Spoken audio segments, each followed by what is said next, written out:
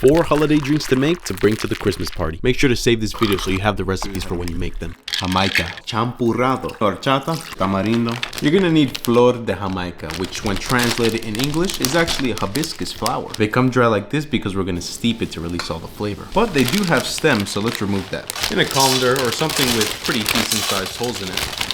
See the stems? You can go ahead and throw that out. Wash it only to get the dust off. Once it starts to release color, stop washing it. But do be careful, this stuff will stain your hands and your clothes. To a pot, I'm gonna add in 2 million-year-old water.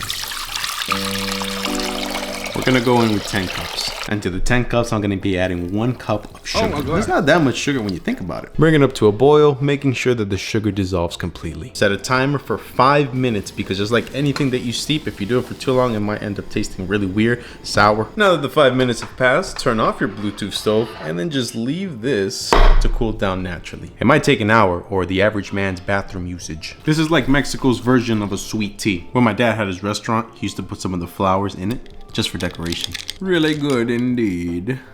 Champurrado, aka hot chocolate made with corn. That's hot. For champurrado, you can either use milk, water, or a combination of both. Add about 6 cloves and 1 stick of cinnamon, but we're not gonna put it in just yet. Torch your cinnamon for at least 5 seconds, trust me. The next crucial ingredient is called pilloncillo. It's hard as a rock, and it's basically unrefined cane sugar.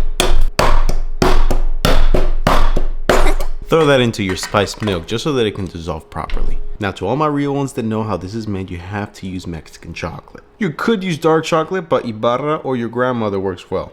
Now while that's going and dissolving, to a 1/2 cup of masa harina, we're gonna add another 1/2 cup of water. It actually ended up being a little bit more than 1/2 cup of water, so you want it to be like that. Don't forget to strain it before adding the masa harina because you don't want to crunch on a clove. A little bit of pour in the harina. This is the part where people get impatient. You have to sit there and mix it for 5 to 10 minutes. It's ready. I'm excited and a little bit scared because as we know, corn drinks never cool down. So if you spill it, you getting burned. Serve it in your most ancient glass, but because I don't have one, it's just going in the molcajete. Cheers. Wow, that is amazing. Little garlicky, but amazing. Toast your rice for even more depth of flavor. And the cinnamon. You can use star anise too, but it tends to be overpowering. Soak the rice and the spices in the water for a few hours or overnight for a way better flavor. On the counter's fine too. Now we're gonna blend everything until silky smooth and make sure you have a blender that can handle whole spices.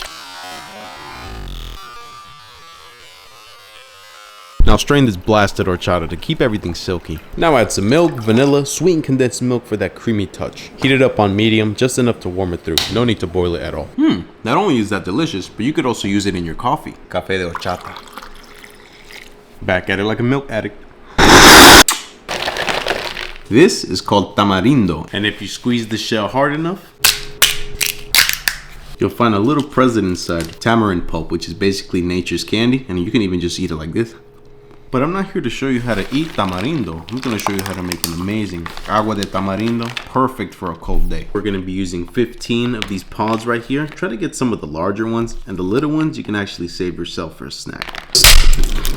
Tamarind pulp has seeds that we need to remove. I'm gonna try to make the process easier by putting 3 cups of water to boil. And make sure the water is 3 days old. I just made a batch. And when it's done boiling, you can just leave it there until it cools to room temp. Low-key looking like dookies, you know, somebody gotta say it. Now you can get in there with your hands and remove the seeds. Now we're gonna puree what's left.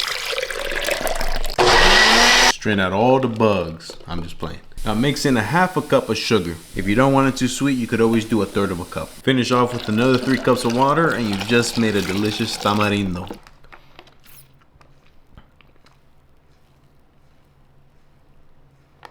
Delicious.